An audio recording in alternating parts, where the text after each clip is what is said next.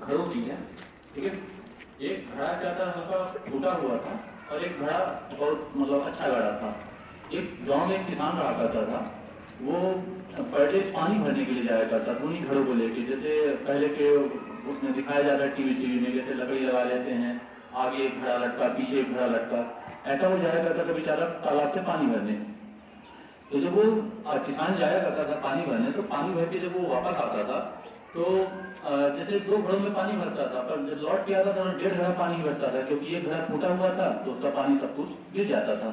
तो जो अच्छा वाला घड़ा था, वो फूटे वाले घड़े को लेकर हंसी मजाक उड़ाया करता था भैया कि तुम किसी काम के नहीं हो, किसान जब मन पड़ेगा तुम्हें उठाकर फेंक देगा, क्योंकि तुम सारा पानी गिरा देते हो, और मुझे देखो मैं इतना मजबूत हूँ, मैं पूरा पानी किसान का लेकर आता हूँ, किसान इतनी मेहनत करता है, मैं सब कुछ उसका फल बेचारे को देता हूँ, पर तुम कुछ भी नहीं दे पाते हो। इस बात से वो फूटा वाला घड़ा बहुत दुखी रहता था। एक दिन समय देखा जब किसान बेचारा अकेले था, तो फूटे घड़े ने किसान से बोला कि मालिक, मैं इतने दिन तक आपके पास रहा और आप मेरे पास रहे, पर अब समय आ गया है, आप मुझे उठाकर फेंक दीजिए, क्योंकि मैं फूटा हुआ हूँ और आपकी मेहनत सारी बेकार चली जाती है। तो आप मुझे फेंक दीजिए, तो आपका जो काम होगा वही सरलता से होगा करेगा। किसान बोलता है कि नहीं, कल जब हम लोग आएंगे तो तुम फूल लगे हुए होंगे रास्ते में, तुम फूलों को देखना। और फूटा घड़ा बोलता है ठीक है भैया।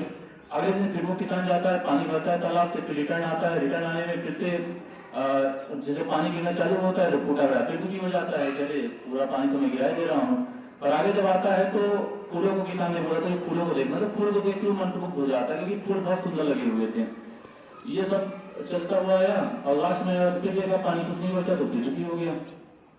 फिर किसान उससे आगे पूछता है तुमने क्या देखा रास्ते में? उसने बताया कि हाँ भैया, आपने बोला था फूलों को मैंने देखा, फूल तो अच्छे खिले हुए हैं, पर पानी आपको मैं फिर से नहीं पहुंचा पाया। आप 2 घड़े पानी भर के लाए थे, मैं 1.5 घड़ा पानी आपको दे पाया हूँ, तो आप मुझे फेंक ही दो, और तो कोई मतलब रास्ता इसका बचा नहीं है।